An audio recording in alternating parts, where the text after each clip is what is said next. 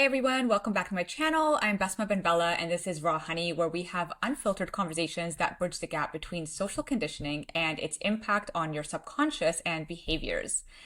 Today's conversation is one I am so excited for. My guest is Dr. Shirin Saeidi, an Iranian American tenured professor at the University of Arkansas, who's facing backlash for her criticism of Israel that many people, like myself, see as an attack on her basic freedom of speech and, of course, academic freedom.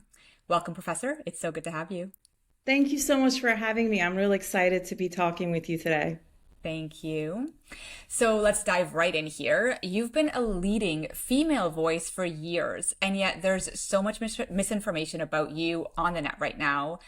Can you just share who is Shirin Saeidi, your past work, and of course the retweet that got you on the university board's radar? First off, I want to thank you again for inviting me. I want to start off by sharing my condolences with the people of Lebanon. Lebanon was under fierce attack today. Of course, the people of Iran for the last 40 days, they have been resisting with remarkable grace and strength. And I want to start off by saying that truly mentally and emotionally I'm with them, and the whole world is actually, and they're teaching us, just like the Palestinians, they're teaching us so much about politics and survival. So I want to start off with that condolence. Who is Shirin Saeidi? I would say the first thing I would say to that is a mother. I think the first time we talked about our children. So I'm 45 years old. I'm a mother to an 11-year-old girl. I'm Iranian American. I have spent most of my life in the US since I was very young, and I'm a teacher. That's how I've always looked at myself. I don't really like the title of professor because ultimately what we're doing is teaching. And I'm a nerd. I enjoy reading and writing, and I'm broadly interested and how everyday people challenge the state and direct policy without being in formal positions of power. And that broad interest has taken me to Iran, where I have studied Iranian politics in post 1979, with a particular focus on women's agency in relation to the state and within society. Thank you so much. Like I said, you're a tenured professor, and I think that many people don't understand what it means to be a tenured professor. Can you explain why, what was your previous work that earned you tenureship, and why what has been done to you is so outrageous given your position? Okay, so I'll start. I think I forgot to answer your question about, what got me on the radar with the Yeah. state of Arkansas. It actually started with a new dean in 2024 who decided to take more of a aggressive, hands-on stance with faculty in Fulbright. I want to start off by saying there are currently 4 lawsuits that are pending, including mine, from Fulbright College in relation to the same dean, and most of us are from area studies. In the first 14 months that he became dean at Fulbright, he fired the director of Latin American Studies and removed him as director and fired him. He removed me as director of Middle East Studies and fired me. He has recently removed the director of African American Studies, and the director of Gender Studies, who had long been directing the center, was also not able to reach a negotiation with him. The director of Jewish Studies was not able to reach a negotiation. And all of these positions, except for Latin American and African American Studies, were women. And, I think that's important to keep in mind. So this started with a new dean, and around the same time that he became the dean at Fulbright. Uh, what the Middle East Studies Association has called a vicious defamation campaign started against me. I heard from friends that there's a Twitter account that is uploading letters that they are sending to the University of Arkansas. And that's where the idea of the letterhead first popped up.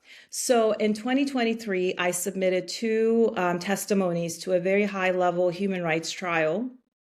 Our university does not have a policy where you need to get approval before you participate in something off campus.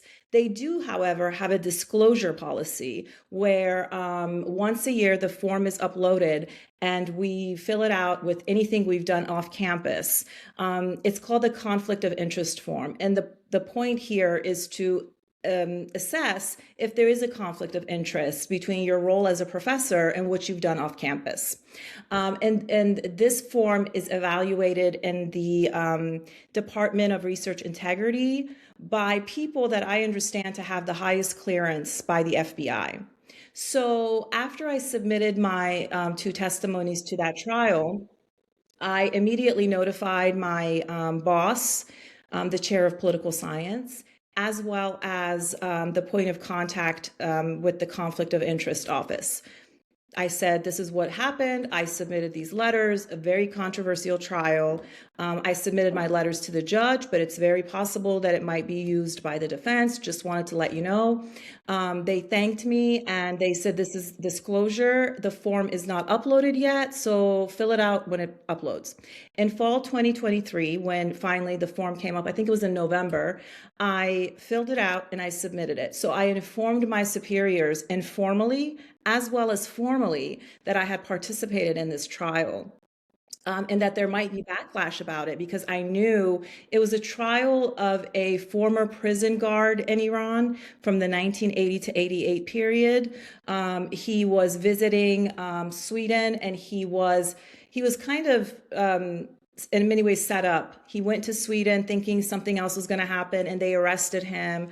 A lot of his rights were actually violated. The trial included hundreds of testimonies, and mine was just one of many, many other testimonies. And so I had received approval. I submitted the form in fall 2023, and it was under investigation for 4 or 5 months. In the spring of 2024, my supervisor, the chair of political science, called me, and he said, "Did you receive any money for this participation?" And I said, "Of course not. I didn't even know that people received money for such a thing." And so I said, "No." And he said, "Then there is no conflict of interest because it only becomes a problem if you're receiving money." And I said, "Well, no, I didn't." So it went through, it was approved, and I have all of that documented. And so fast forward to April 2025, a woman who is the director of an Iranian Zionist organization called AAIRIA, something about exposing apologists of the Islamic Republic. And if you look at the website, most of the people that they go after are Iranian American scholars, journalists, policy experts who are against violence, they're against war, and they're against sanctions. So it's very targeted list that they create. So she wrote a letter to the university saying, Shirin Saeidi is affiliated with the Revolutionary Guards. She's affiliated with the Islamic Republic. And I think she misused your letterhead. So this is where the whole letterhead began by a woman named Ladan Bazargan, who lives in California. I thought it was silly. I mean, initially I just was like, why are people even wasting my time? Like, friends, why are they sending this to me? But then it continued, and one letter became 2 and 3, and the accusations kept shifting. And it started to get really scary for me when she called me a terrorist. Because this is something that as Muslims, as scholars of the Middle East, this is an accusation that is oftentimes just tossed around. We're accused of, especially when we're researching in a country where we're from, our research is dismissed as opinion or, lobbying or biased, as if there's any such location as an unbiased location. Everybody speaks from a position, and feminist methodology teaches us that. It's just an issue of recognizing and being honest about the position from which you're speaking. Which I've always done in all of my work because I'm a feminist scholar and I believe in being very transparent with my readers. And Well, so, actually, what got me for when I was searching this like letterhead situation, the most basic search actually says that Shirin Saeidi is under fire for defending a former colleague using university letterhead. So that's the kind of misinformation that's on the net right now, is that you sent it to students and faculty members to defend a former colleague. No, no, it was to the Swedish court. And like I said, I think it's important to keep in mind, I've never met this woman, Bozargan, but she was on the prosecution side of this trial. So at the heart of this, there's several factors. One of them is this high profile, I would argue, very problematic, high risk trial, which was a big, the Iranian opposition, especially the opposition that's pro-war and sanctions, they had really emotionally and politically invested a lot in this trial. The intent was to really eliminate any other narratives except their own, and to kind of have this on their record, and then they could use these very loose definitions, very ambiguous resources to arrest and incarcerate people that they feel are their narrative or their activities or their beliefs or their thoughts are close to the Islamic Republic, whatever that means. And so ultimately what ended up happening was a prisoner exchange. And this person who was arrested from Iran returned to Iran, and Sweden got a few of its prisoners out of Tehran. So it had nothing to do with me. I've never met this man. I was really flattered. I was excited that my research was actually of use outside of, the elite environment of the academy. So I initially, decided to participate because I thought, this is as a researcher, it's your dream. Your ultimate dream is that your research can help the pursuit of justice and truth. And so like many other professors, it's quite routine for us to be contacted by courts, by the police, by the FBI, by the CIA, by different organizations that want our input about something. And it's up to us to decide if we want to share our knowledge. For some reason, there seems to be an understanding at the University of Arkansas that the knowledge that we produce is somehow registered under the state. And, it's almost like criminal activity for you to speak to the public about your findings in a language and in a manner that undermines mainstream propaganda on Iran. And so I never thought twice about participating. I followed the instructions. They told me everything is fine. Well, this person continued to write these letters to the university. And in July 2025, this new dean, who's much more hands-on and enjoys firing people, he gave me a warning letter saying that don't use the letterhead. Now, mind you, not only did I inform the university and they said there is no conflict of interest, there's also no letterhead policy at the University of Arkansas. And during my appeal, where 7 members of the board, the whole board, unanimously voted in my favor, one of the questions that they raised was, wait a minute, we didn't actually have a policy on letterhead. And many of us have submitted letters to many places, so what happens if tomorrow you submit a letter of recommendation for a student who ends up getting arrested for drunk driving? I mean, does that mean that you misuse the letterhead? So the faculty from the start was very uncomfortable with this because there's no policy, and also because Bozargan was CCing hundreds of my colleagues at the University of Arkansas, but also Cambridge University, GW, places where I've done talks, lectures, or studied at. She was CCing them in hopes of humiliating me with these discoveries that she kept revealing. So it started with a letterhead, then it went to being a regime agent, a terrorist, a spy, having collaborated with the Revolutionary Guards, and finally to plagiarism, where she is a member of the political activists of the 1980 period. And so for my book, I had interviewed some of her friends. Now, some of the women told me they don't want their real name in the book because they still travel to Iran. But little did we know at the time that the problems they would face for their words were not going to be highlighted by the Islamic Republic, but by their own friends in the diaspora. So some of them, I didn't name them because they said they go to Iran. Some of them said, I don't go to Iran. You can use my name. I'm very public. So she went and found these four women who I used their real names. And she went to them and said, there's this woman, she's a spy. She says she's talked to you. Is it true? So, of course, I think for some of the women that I interviewed, they might have genuinely forgotten that I interviewed them because it was like for a couple of them, it was a one-time encounter. Or maybe they just got intimidated that they were going to be expelled from the community and be accused of having collaborated with the Islamic Republic, which is like the worst thing that they could experience.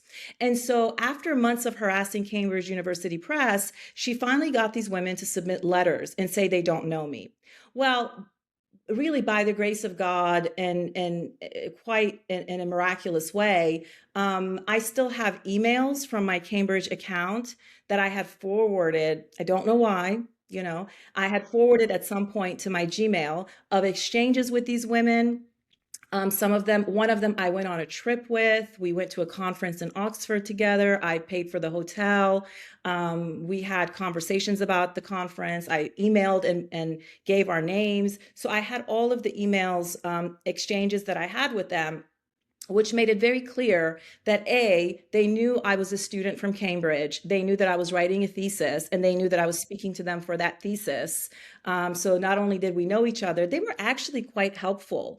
And I dedicated my PhD thesis to one of the women who I care deeply about. I believe in respecting the people that come before us as activists. And I think one of the worst things we can do as people who are politically engaged is to disrespect and forget our elders and our ancestors. And so this was really painful for me that the research caused them any kind of stress. So I had emails, I had handwriting samples, because sometimes when I was interviewing them, they would say really beautiful things in Persian, but I don't write very well in Persian. So I would ask them if they could write it for me, because I can read very well, if they could write it for me so that I would remember exactly as it was.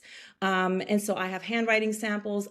Sometimes they would allow me to record their voices. I have voice recordings. So I handed all of that over to the University of Cambridge Press. So what I want to stress here is that the complaint at Arkansas, the complaint about plagiarism, the complaint about being a terrorist, of being a spy, these are all revolving around one woman, Bazargan, Ladana Bazargan, in one organization. That is very ambiguous. It's registered as a NGO, but the bulk of what they do is harass and intimidate and dox academics, Iranian American academics, online, and pursue getting them fired. And the way that they do that is they start campaigns, and it's very strategic. I mean, they're very explicit about wanting to fire this person. They start with letters, and then they start to contact the congressman in the state. And I was very much so aware of that. But I mean, one of the reasons that two reasons that I wanted to be a professor. One was freedom of speech. American universities, to me, the freest and the most alive I ever felt was when I was in a university, like many of my colleagues, right? So I love academic freedom. I love being able to have my students think aloud and then hear themselves and say, oh, I don't like how that sounds, or oh, I see where that doesn't hold. That's a part of learning. So I was certainly not going to, change my life because of fear. And the second reason I went to the university and continued my studies was Palestine. I actually fell in love with Iran through Palestine. I grew up in the US. I didn't grow up in a nationalistic context. For the most part, before 9/11, I was just a Iranian American girl living my life, much more connected to my American side and culture than Iran. For many of us, after 9/11, we realized, oh, okay, well, I know this other language. I have this insight. And we kind of, in a very strange way, it made us look back and reflect on where we came from, our religion, and so on. And so I was aware, my point is that I was aware that this was not good news for me, that this person is targeting me. in very abusive ways, making posters, making, asking why I don't have the scarf on, and making sexual and gender jokes, which I consider to be violent, gender violence. And so I endured all of that. And when the dean gave me the warning letter about the letterhead, that's when I knew that, okay, I need an attorney. So I hired my attorney, who immediately sent cease and desist letters to Ladan Bazargan and her organization, and a warning letter to Dean Brian Rains, informing him that he is both politically and temporally aligned with a vicious defamation campaign, and that he's lending credibility to these false accusations and placing the life and security of his faculty at risk.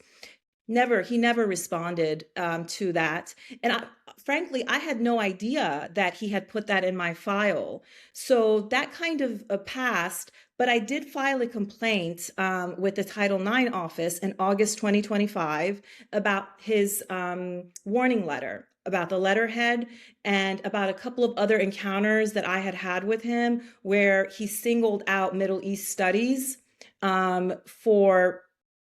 So I'll give you the backstory. When in 2024, when he came, I had just hired, along in collaboration with the Jewish Studies program, I had hired the first Israeli scholar from Israel to teach Israeli politics at the University of Arkansas. And I think it's very telling, as much as they're all, basically Brian Rains, Chancellor Robinson, Bill Kincaid, the university attorney. I believe they're framing me because there's absolutely the appeal board came to the conclusion that no policies have been violated and that I should be reinstated. But they're still keeping the talking point of saying that I'm anti-Semitic when I was cleared for anti-Semitism 3 weeks before I was fired. And so these I'll get to that. So these individuals are, I think, heavily embedded in what I consider to be a kind of conspiracy. But anyway, I did file a complaint, a Title IX complaint against Dean Rains about the letterhead. It's still under investigation. So from August 2025 until now, I have not received the conclusions of that report. So someone who was under investigation and who was reported for discrimination and retaliation by an Iranian American Muslim woman living in Arkansas and under a vicious defamation campaign, had reported this person, but he was still able to assess me. So he removed me as director of MEST. And then within a week, he fired me. Within a week to 10 days, he fired me, essentially for the same reason. All of this documentation is on my Instagram for you and your followers. So in the dismissal letter, he stated that you repeatedly side with the enemy state, Iran, in the face of an ally of the U.S., Israel. And this led the Middle East Studies Association in their letter of support for me to write that one is led to believe that if I had a different set of politics, if I was more pro-genocide and pro-violence, that I would still have my job. And so this case is really, really significant, and it's heavy. There's a lot of professors experiencing harassment, dismissal across universities in the US and Europe. What makes this case so important is that I would be the second professor, tenured professor, and I'll get into the process of tenure, the second tenured professor to be fired for speech related to Israel and Palestine from a public university where one could argue that the freedom of speech is most protected in the United States within the university. Supposedly, right? That's supposed to be. So theoretically, I'm supposed to be one of the freest people, and there's a reason for that. And now I can get into the process of tenure. Tenure is a process where we are expected at a good university like the University of Arkansas to write a book. I was told a book and at least 5 to 10 articles. And so the book has to be a university press. Why is this important? Because it means your research has been reviewed by your peers. It means that you have the knowledge to speak truth to power, and you have tenure to protect you. So when you have the government of Arkansas thinking it's a really good idea to assassinate Iran's late supreme leader, Ayatollah Khamenei, the father, I should be able to say that I hope that doesn't happen. I pray that doesn't happen. And that was the tweet that really upset everyone. It was a prayer. And you have to keep in mind, in Christianity, one can pray, and people often do, for their enemies. But I prayed, I said, I hope that God protects the Iranian people and Iran's supreme leader from the Israeli regime and its violence. And now, a month into the illegal and immoral attack on Iran, while the world is on the verge of World War III and nuclear war, while the Strait of Hormuz is probably not going to open anytime soon, and our life is going to change completely in the United States and the Western world, who was right? Should the University of Arkansas, should the state of Arkansas be listening to a professor who has been trained at the best university in the world to be a scientist on this topic, or should they be listening to Laudan from Los Angeles? Sarah at I don't know, the makeup counter, Mike from the barbershop, because that's what's happening. That's what's Well, happening. like beyond your specific case, what is the impact on academic freedom, right? When professors have to self-censor to protect their jobs, because you know, just history shows that even one high-profile termination, it suppresses speech across entire institutions, right? So are you already seeing this happening? No, it's absolutely one of the reasons, regardless, because my dismissal is not complete yet. I'm doing another appeal with the Board of Trustees. But regardless of what happens with my job, I am suing the university and individuals within the university privately for damages. Because what happens, what you're saying is so accurate. People get so scared. I mean, I had done a talk with a group of Iranians at one point, and bless them, it really doesn't bother me. I completely think they should do this. But they wrote me and they said, can we remove that video from YouTube because the person that you were taught, one of the people in the video is not a US citizen. I had people that asked me to remove their picture from my Instagram because they were afraid because they were not US citizens. I have had PhD students that not only changed their supervisor before I was fired, but also their topic. So they don't even really want to work on the Middle East or Iran anymore. I have heard from students, former students, faculty members from the University of Arkansas about the discrimination that they experienced in the past. So it absolutely does something horrific to your sense of security. And I've been living this way. The harassment and defamation against me, it reached a new height in 2025, but it really started in 2022 with the Woman Life Freedom Movement and with when I became the first female and Muslim director of the King Fahd Center for Middle East Studies. It started at that time when I was receiving many, many threats. And so I often tell people, as a woman, one of the things that I think, at least I can speak for myself, that I crave so much is a sense of security. And as a woman, I have been robbed of that sense of security. As a single mother, I have been robbed of that security. Every time I hear a sound in the house at night, I have to just think, can I protect myself and my child? And so this is really, really terrible to live this way. I'm afraid to go into public because of the defamation campaign, because I've been called a terrorist. I live in Arkansas where everybody has a gun. And so what's to say that some person won't decide to take a terrorist out for the nation?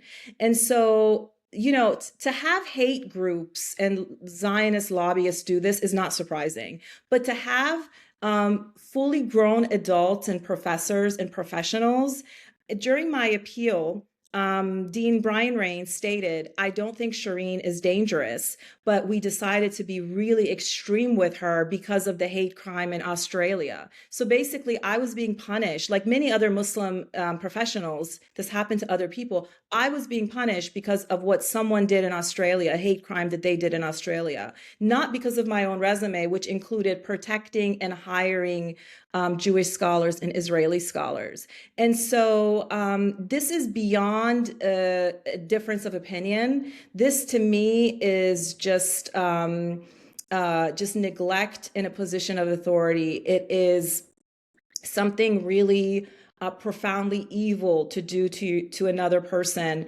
The Title IX investigator who investigated the repost that I was actually criticizing, my lawyer asked him, why did you come to the conclusion? This is all on record, by the way, you can access it. Why did you come to the conclusion that Shirin is anti-Semitic? And he actually says on the record, because she looked like the type of person that would. Racial profiling. I mean, and now you're sitting there, Bill Kincaid, the university attorney, Chancellor Robinson, who never shows up, nobody ever sees him, but he sat in my appeal from 8 to 4, 5 o'clock. You're sitting there and you're hearing this as a professional. You're hearing this as an educator, as a protector of children.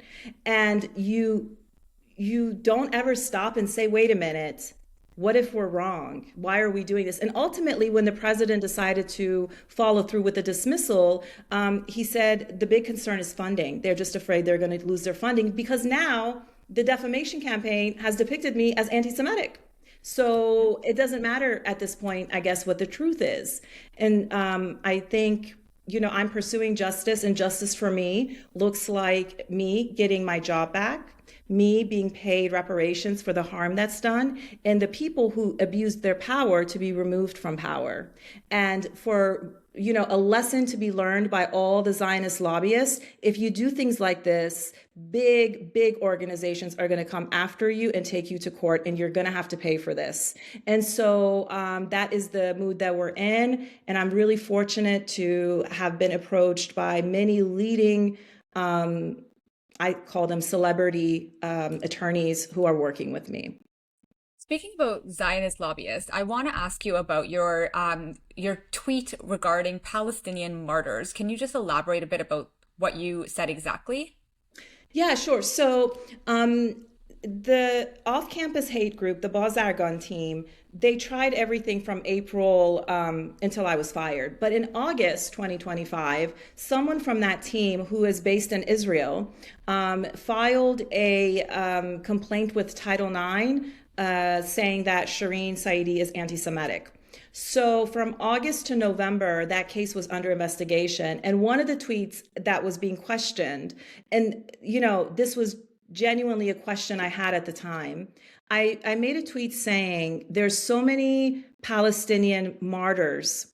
When this genocide ends, there's not going to be enough streets for their names, because part of our tradition is that we put the names of martyrs on, we name streets and buildings and spaces after these noble individuals. I said, there's not enough streets. What are we going to do? And it was something I was really thinking about. And someone told me that they plan to plant olive trees, which I thought was so beautiful. And I was wondering, and I got my answer. But that tweet really bothered people. And the Title IX investigator asked me, what does martyr mean? I said, martyrdom is a concept that exists in all kinds of religions, including Islam and systems of belief. And it just means that you died for justice or you died for a cause. It has nothing to do with discrimination. And so I give you that example so you can understand how ridiculous my case really, really is. Because you're saying there's a complaint against you using the word martyr, right, to describe deceased Palestinians, which, like you said, is Islamically accurate. Because anyone who dies defending their country or religion, and this is from an Islamic lens, is considered a martyr, even if you were caught in the crossfires of war, right? So a lot of the misinformation is that martyrdom is that you are actively fighting it for the sake of war. That's not true. The concept of martyrdom is complex in Islam, and I think it's far more complex than Western academia cares to talk about. Maybe something that'll surprise a lot of people is that in Islam, students, just your average everyday student who passes away is actually considered a martyr, because pursuing sacred knowledge is viewed as a form of striving in the path of God, and that is the definition of martyrdom. But let's face it, they don't unpack this definition, because It doesn't suit the Islamophobia agenda. So I think that the attack on your word choice was deliberate. And I think it was important because they want to dehumanize Palestinians, even in death. This is what behavior scientists call linguistic dehumanization. And it's documented. It's a documented psychological mechanism where stripping people of dignity in language is the first step towards normalizing violence against them. This is a way to systemically rewrite history until it is hardwired in society's psyche that Palestinians are not human and never were. So, I like to find pattern recognition, and we've seen this pattern before in Canada, where Indigenous people were constitutionally referred to in dehumanizing language, with words like retarded being normalized, and this linguistic dehumanization had major policy consequences that actually still exist today. For example, the child removal system, which has deep colonial roots that Indigenous people lack the capacity to parent, which is untrue. The actions taken against you for using respectful language like martyr is what psychologists would call institutional racism. And my question to you is, today, systemically, do you think that racial bias is being created for the purpose of preparing society for future injustices against Palestinians? Absolutely. I think historically it's been that way. I want to point towards something I was reading online, and all the misinformation about me. There was a young scholar who wrote that, let's keep in mind, if they're firing tenured professors over this, you know who they're not going to hire when you apply for jobs? Palestinian scholars. Iranian Yes. scholars, right? Lebanese scholars. Because if it's this much trouble having a faculty member that is writing and talking about her own history, it happens to be Iranian history and politics, I don't think they're ever going to do this again, certainly not at the University of Arkansas. And in fact, I have been on job search committees where people have been eliminated because of, oh no, this person's going to need a visa, we can't afford that, or we can't do that. So they absolutely are racially looking through documentation. I have seen, like many other universities, students of Iranian origin, or other origins in the region, Syrian, Algerian, whatever it might be, countries that the Trump administration considers to be enemies, to be deported over nothing, and no one says a word. And so, absolutely, what we're seeing in Palestine is a dehumanization of Palestinians, but it's also they're learning, right? It's a pattern that they're learning from. Now we see them doing it in Tehran, we see them doing it in Lebanon, and we see them doing it in the United States. I view my own struggle, and I'm so proud of this. This is something that I hope my daughter will one day be proud of. Like I said, I became interested in Iranian politics because of Palestine.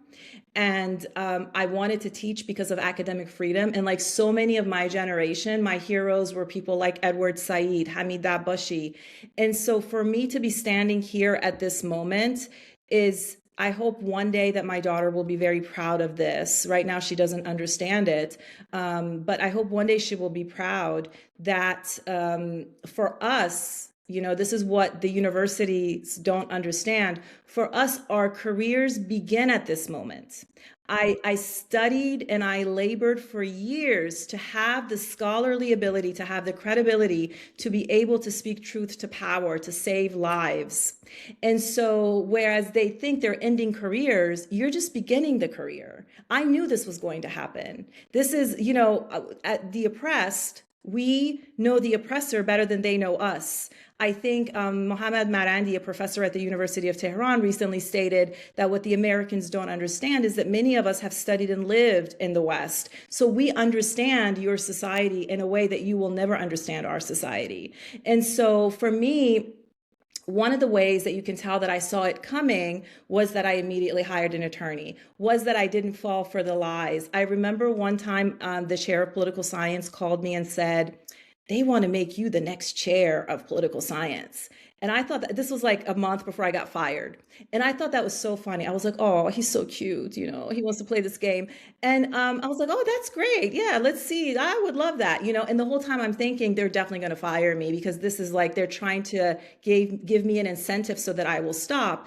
But what they don't know is that the whole reason I started was for Palestine, because the biggest question in the Middle East is the Palestinian question. It's the struggle of the Palestinian people. It's the source of agony and pain for us in the region, but it's also a source of incredible pride and a commitment, at least as an Iranian American coming from two countries that have really strong legacies and roots of fighting for Palestine. It's something that is so intimately connected to my identity. I don't know where one ends and the other begins. And this is how a lot of Iranians feel, that even under the war sanctions, even under the threat of of a nuclear attack, we repeat very loudly that we will never leave Palestinians alone. And so I think it's funny that they think this is some kind of a punishment, whereas for me, this is an honor and a pleasure to be able to serve the people this way.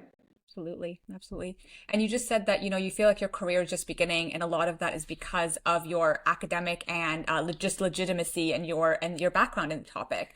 But right now, what we're seeing is a humanitarian divide between what I refer to as the politically aware and informal community.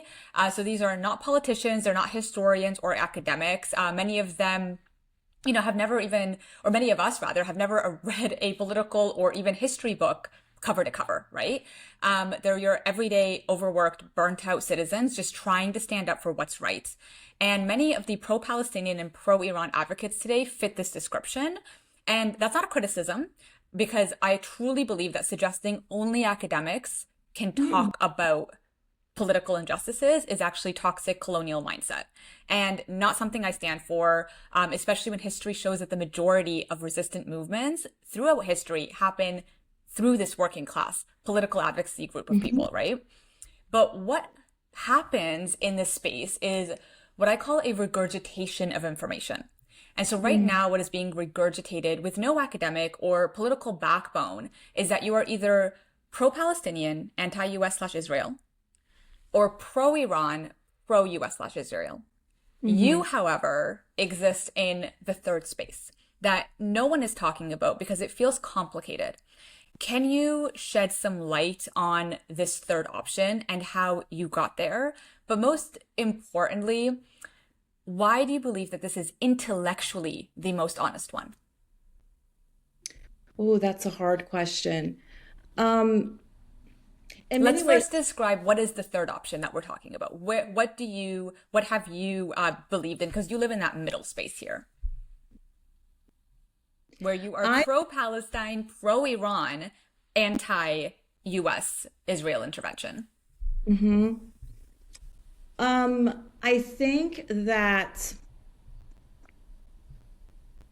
in many ways it's hard for me to answer this question because in my adult life, I did not grow up in I grew up pretty much in a secular family.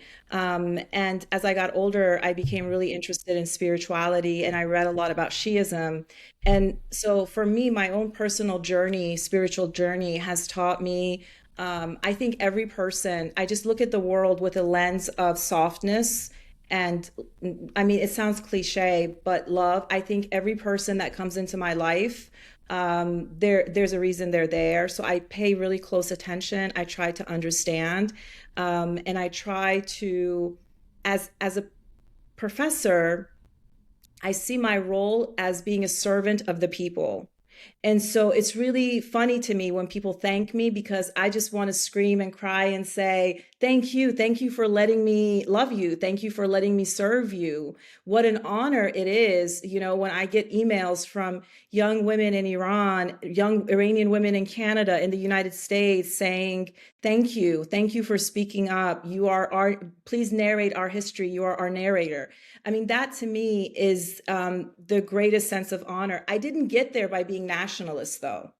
There are many things I don't like about Iranian society, Iranian politics, the Iranian state. In fact, My closest friends have never really been Iranian. They have been American. And that is just something that when I was doing my appeal, they were trying to, one of the things they've done is like they try to depict me as this, like terrorist, crazy, radical woman. And I think it's really funny because nothing with me is all that consistent. So even my handwriting, for many years, I've had problems with the bank because every time I sign in a different way.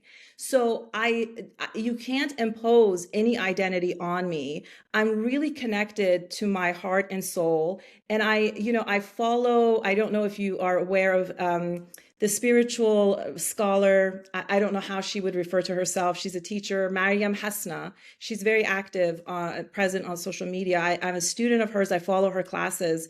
And so for me, truth is within us, and each one of us is unique. And we each have a path. I remember when I was a PhD student, my supervisor said, don't ever compare yourself to other people, follow your own career. And that was enough. Like that stayed with me forever. Follow your own career. That means have respect for who you are, respect your feelings, respect your own thoughts. You cannot be a servant of the people as an activist, as a teacher, in any capacity, if you don't respect yourself and your ideas and your commitments first. So I did not get to this place through a state. Interestingly enough, like I told you, it was the Palestinian people. They don't have a state, right? So it wasn't the state, the power, the government, the lust of getting some rewards. None of that impacted or a sense of unity with the nation. I've always been alone. And my friends have always been people like me, and I've always had community though. So this idea of being close to people while maintaining some distance is something that I really, really believe in. That third space to me is a space where you think outside of the parameters that are set before you by the state, whether that's, the Islamic Republic, the United States, Israel, whoever. You think for yourself. And that's something that I think I really mastered when I went to graduate school at Cambridge, which is why I love that university forever, because it was there that I really began to grasp that being in touch with my intuition, being in touch with myself. And so I would say that third space develops out of a recognition that life is short, that there are many universes coexisting, and that people coming into your life come into it through I believe they're meant to be there, and there are lessons to learn or lessons to teach. And so that's how I was able to create a space that paid attention to who is supplying the bombs, who is responsible for the killing, and should any child, have to hear the sound of bombs. Yesterday, when the ceasefire was called between Iran and the United States, many Iranians were so excited. I wasn't, because I knew it wouldn't last, because I know how Israel operates. And I know that the Trump administration doesn't have the backbone to do the right thing. So I knew it wasn't going to last. But I have to be honest with you, I didn't have the heart when people were emailing me and texting me and saying, congratulating me and themselves, and they were so happy. I did not have the heart to tell them what I really thought, because all I could think about is that tonight some Iranian kids will not hear the sound of bombs. And so what is my purpose as a scholar? What is my purpose having gone through all of this ridiculous education? I didn't read all these books to only think about myself. I read this quote somewhere, and it's so true. I did not read this much to only think about myself. If I was only thinking about myself, I would have gone to work after my undergraduate degree from the University of Maryland, and I would be retiring in a couple of years. Like, I didn't do that for a reason. So if you think that by labeling me and attacking me and firing me, that you're going to make me think about myself, well, think again, because to me, I'm becoming even more committed to letting go of more things and serving the people in a more expansive way. Yeah, yeah, no, I completely understand. And amazing that you've just talked about identity because that is a lot of what my work does. And you've just referred to identity as being fluid and something that you are allowing yourself to kind of form as you go along and based on what you see, and it's shaping your beliefs in real time, right? So, and you've said it's against states. I'm saying that it's against systems like capitalism or patriarchy. Mhm. Yes, yes. And so my next question to you is, you said yourself that you wouldn't risk going to Iran. So clearly you're opposed to the conditions there, and yet you're against U.S. intervention, and yet you've said prayers to, the Iranian leaders. Mhm. Many in the politically aware community feel exactly the same way, but struggle to articulate themselves when asked, well, then what's the solution? Can you share what brought you to this position and why you believe it's the right one?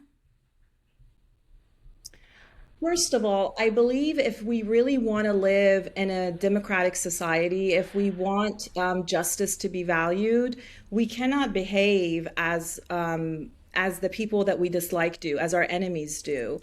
We have to, and this is very difficult. I understand when you're in a political struggle, it's really difficult not to become like, the person that you're opposing. But that's one of my foundational beliefs. I learned that from Mariama Hasna. She talks about not matching people's energy. So I try, not always successful. And sometimes I just feel it feels good. It feels good to match it. But generally, you don't want to match people's energy. You want to always elevate your energy. And so one reason is that it matters to me how I vibrate as a living being. Um, the other reason I would argue that a person living in the United States who turns around and asks, what is the solution then? I would say that's not for you to ask. There are some 90 million people in Iran. I will never forget the scenes that I saw yesterday of young girls who could be my daughter standing in circles surrounding the infrastructure in Iran, huge, huge circles of just young people standing next to one another, hoping that the Americans and the Israelis, when they see them, they don't bomb the infrastructure. And I just saw those images and I thought, oh my God, I would be so scared to do that. That is scary. And they're doing that. This is the level of agency that the people are showing. For 40 days, they stayed on the streets to make it really clear that they are not interested in intervention. They are not interested in a military overthrow of the state, that is not the path that the people want to take.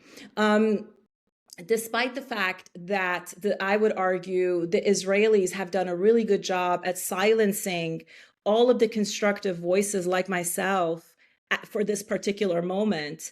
I was so proud when I witnessed, because I'm also on the outside, right? So I also don't know. I mean, I'm also part of the empire, and I have no questions about that. I accept that. I acknowledge that.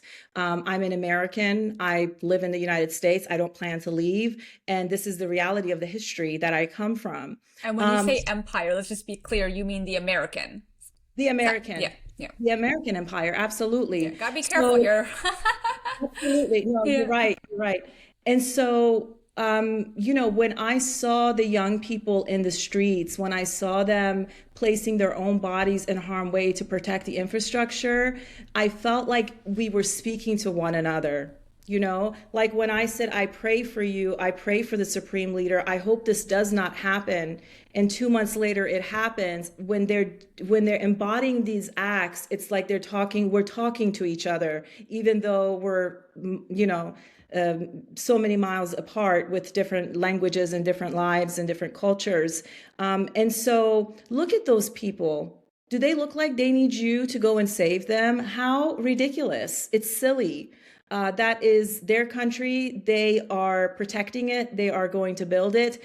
And shame, shame, absolute shame on Israel and the United States for damaging the infrastructure of a country that for 47 years has been under sanctions, a country that endured these sanctions for all of these decades, But for 1 month, when Iran closed the Strait of Hormuz, we were all going crazy here talking about, oh, how are we going to survive with the gas prices and this and that? I mean, Trump had a meltdown. I think one of the reasons they called for a 2 week truce is just because he looks like he's not doing very well, He's right? crashing And out. so Yeah. I think that a nation with that much power, frankly, I want to learn from them. I want to learn how to better fight oppression. I want to know how you not just survive, but flourish under sanctions like this. I think in the future, people will move to Iran to study technology. When I got to hear more about the thoughts and I listened to the lectures of Ali Larijani, one of the Iranian officials who was killed by Israel, I was always quite critical of social studies in Iran, as are many Iranians living in the country. We often say, oh, we're not good in the social sciences. But when I heard him speak, and with one sentence, he would destabilize an entire body of literature, I realized that, okay, that's wrong too. Obviously, they are very good at the social sciences. They have someone like Ali Larijani, who was a philosopher. And so, I think how could one even think about such a statement when you're seeing so much beauty and resilience coming out of Tehran today? I just want to take notes. Yeah, I That's completely all. agree with you. And, when I think of Iran, I think of them, I often refer to it as Persia, right? In almost like a nostalgic, romantic way. When I think of them, I think of them as spiritually activists. They Hmm. Right? They've throughout history, they've just been so resilient. And that is why, I was saying yesterday to a friend, who's saying, are you going to be doing some commentaries on the Trump countdown? And I was like, that's the most boring thing that anyone can do right now because Persia is going to be on top. Right. So it's just like you said, it wasn't something that we celebrate, but it's not something that we were anticipating to go sideways either because of the power that Persia has. And so some people will say, I've been under a lot of backfire for being against intervention, saying, well, are you automatically pro, the regime? And I don't like to call them the Islamic regime because what they've done in the past, and we can't ignore that, has nothing to do with Islam. But the Mhm. reason that you can be for the Iranian community and against US intervention, in my opinion, is what the regime is doing is wrong, but we're not about to replace it with the Epstein class within Iran, quite simply. Absolutely. No, I agree with you. And I think that, it's interesting that they call us Hamas and Hezbollah and violent and this and that. But in reality, the position that we take is a position that tries to preserve life, is a position that values life. It's us being honest. I cannot stand anyone being killed. I don't have the heart for it. Anyone from anywhere in the world. If I can save one life, I will save one life. Like a physician, I think the social scientist has to take their job that seriously. Look at so many academics that have gone silent. It's true, many are speaking and paying a price, but so many are doing nothing, absolutely nothing. And it's not because they don't care, it's because they're afraid. But my question is it okay for a doctor not to do their job if someone's having a heart attack because they're afraid of something, right? So you have to do your job even under fire. And if more of us do that, we can actually claim our universities. We can claim these spaces for honest and open discussion. I've never had a complaint from a student because in my classes, I always tell students, I don't really care what you think. I just want you to be able to defend it in the most intelligent way. So you can have whatever ideas that you have. I'm a teacher. I want to help you read critically and to write critically from that perspective, whatever it might be. So, for them to try to label us as anti-Semitic or academics who are pushing their views and they're too political. It's just a very narrow way of talking about really serious and big acts Yep, yeah, of love. absolutely, yeah. And I think so. Before we wrap this up, the last question that I have for you is just a couple of things that you would say to encourage people, especially women, to start doing to protect their freedom of speech and stay politically aware and engaged. And one of the things that I personally do, and I'd love your opinion on it, is I share a lot of the information and acts that the Jewish anti-Zionist community do. And it's really important that we stay connected with our Jewish partners because this is the proof that there is no anti-Semitism happening today. That is not the point, right? The Jewish community is actually an extremely strong ally to the anti-Zionist movement, and we have to stop this attempt at making anti-Zionism a dirty word to say, which is what we're seeing happening right now, especially with the new CEO of American TikTok disabling you from being able to talk negatively about Zionism, his public speech saying that, Zionism is not a bad thing. These are rewiring the way that society is thinking. It is conditioning us systemically to a very specific point. So that's how I try and stop this. But if there's a couple of other ways that you can offer, how do we protect our freedom of speech and have the courage to stay politically engaged? I want to start by saying I really like the technique you're using because to me, Zionism is an ideology. It's like Islamism, feminism, Marxism. Sure, I would love everyone to love feminism, but I also understand why they wouldn't.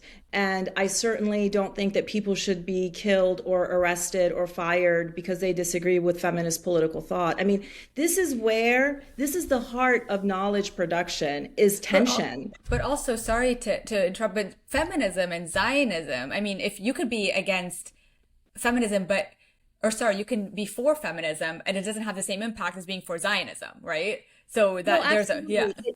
It doesn't, right? Absolutely, because Zionism is resulting in the mass genocide, right? But what I'm trying to say is it's not a race, it's not an ethnicity, it's a school of thought, it's a belief system.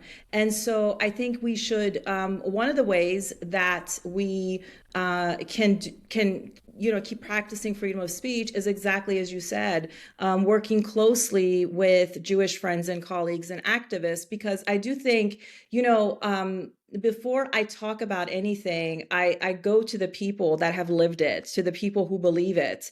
I would never do that without being in touch with the community because I would think that that is colonial behavior. And so absolutely, I think staying in touch with the Jewish community is really important and Jewish allies.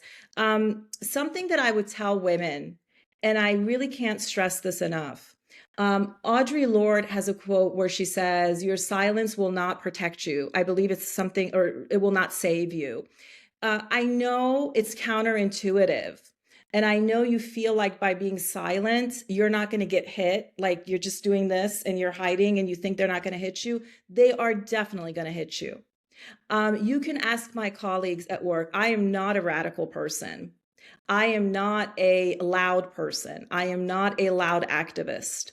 But when I started to feel like someone was inherently, I felt several layers at the same time. Someone in his dismissal letter, Dean Rain said to me, "You're using your position to advance your career and you're not thinking about the interest of the center." And someone, and I put this on my Instagram, a brilliant young woman responded and said, "I wonder if he says this to other men." 100%. So Yeah. am I supposed to use my career to advance your career, sir? Of course I'm going to use my career to advance myself. I think I have something to say. And I know you disagree with that. I know you wish that I wasn't alive, but I am. I'm here and I have a degree and I have every right to be in this space. I didn't misuse the letterhead. Those are my credentials. I'm sorry that makes you insecure, but I am an associate professor of political science. I was the director of the Middle East Studies Center, and I am an expert on Iran. This is all things I worked for that makes you really uncomfortable, right? So as a woman, I want to tell you in those moments, and I know it's counterintuitive, And I'm not saying all the moments. You'll follow your intuition. But in those moments when you know this person is not right, this person is silencing me, they are silencing my colleague, they said this derogatory term, they use that, racist language. In those moments, even if you're like me and you had absolutely no interest to be a public intellectual, you had absolutely no interest to be a case study for anyone, speak out. It's on you. You are the adult in the room now. The people that are professors right now, you are the adults in the room. The children, the young people, they're looking to you. Your own children are looking to you. Your colleagues, I cannot tell you how much love and appreciation I'm receiving from my colleagues because they know this is for us. This is not just for me. I could have just said nothing. I could have just been quiet and worked on becoming the next chair of this and that. But how fortunate and how blessed I am to be able to use my knowledge and my voice, my actual voice, to defend people who are being harmed, to defend people who feel like nobody is seeing them or hearing them. Speak loud. Don't even say it in a nice way. Say it the way you want to say it. Use your words the way they come from your heart. When I prayed for the supreme leader, I'm definitely not a follower of this Iran supreme leader, although I have nothing against it, but I'm just not. I don't have a marja taqlid. I'm not religious like that. My spirituality is really kind of against religion. It kind of brings all the religions together.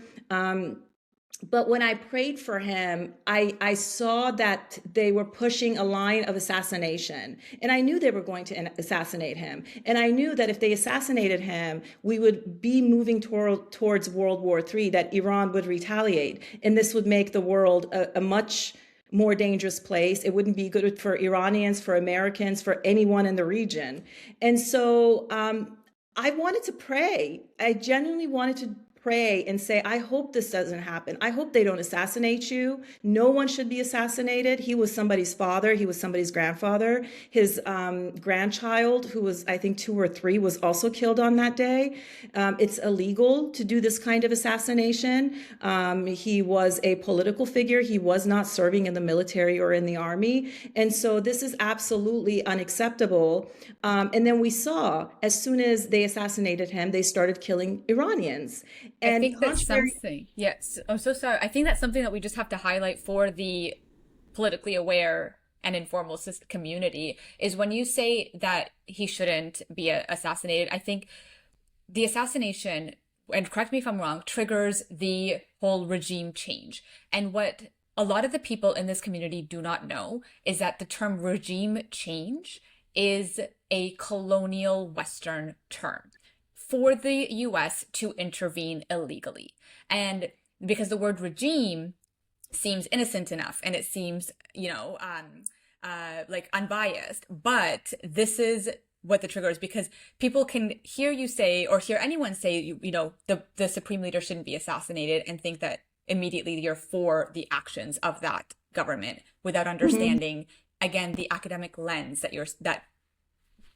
academia is speaking through. Absolutely. It's an intervention. It's a foreign intervention. It's against international law.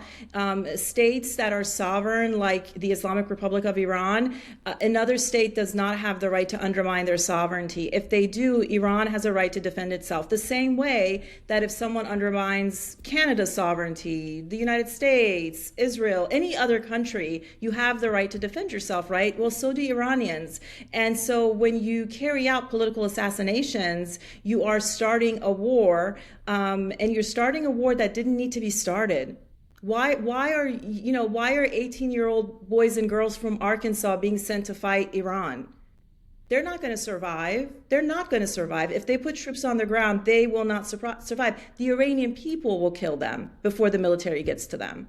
And so why are you doing this? Because you fired all the Iran experts from the FBI, from the CIA, from the universities before you decided to take this action. I don't think it's a coincidence that I was fired 6 weeks before the war started. I think it was quite intentional. And so for me, I think that going back to your question, what should women do? Women should follow their intuition. I really believe that. I love what you said about saying things the way that you want to say. I get some, not often, but some backfire of just like using casual language when I'm advocating. And I think that it's extremely important to remember that things like, just like professionalism, for example, that is a colonial construct as well. It is a way of silencing certain groups of people. And even though I have the language, even though many of the people in this space do, just saying it how you want to say it carries power as well, because it will enable other people who have something very powerful to say, but might be afraid of, just the backlash on their image to go ahead and say it as well, right? And I think that the last thing that you and I can say very boldly is if women were meant to be suppressed, we would be suppressed by now, Mm, right? absolutely. Yeah. Absolutely. Embody your power, use your knowledge. Don't ever, my younger self, and I think for many of us, when we were younger, we would let someone else think for us. Even though we thought it wasn't a good idea, if someone else said it, we thought that they knew better. Use your knowledge. You went to school for 20 years. Did you go to school all of these years? Betty in history, did you do that so that you could just think about your retirement, or you'll find another job. You have a PhD. You have a PhD. You will find another job that pays your bills. But this moment in history will never be repeated in your lifetime, probably. So why don't you do the right thing? We read about the Holocaust, and I remember I was always like, how does that happen? How do people let that happen? And now we're witnessing exactly, and I'm so heartbroken that I actually got to witness how it happens. It happens by people being afraid to speak. It happens by people not doing their job. It happens by people covering up for the powerful, which is why I have so much respect for Joe Kent. This is a person who could have said nothing, right? But he left his job so that he could tell us everything. He's not Iranian. He has no particular affiliation with the Islamic Republic. His wife was killed, I think, in Syria. And so, I mean, he's still in that business, in the business of war and terrorism, which is very problematic to me. But that there's a lot to learn there from that. It's courageous. It's very courageous for you to stand up and go against your colleagues and say, no, no, no, I saw what you did. I know what you did, right? And I'm not going to let you get away with it. Yeah. And that takes courage. That's how institutions are built. That's how lives are saved. That's how democracy thrives and survives. So don't shy away from that. Don't let them scare you. Your career does not end.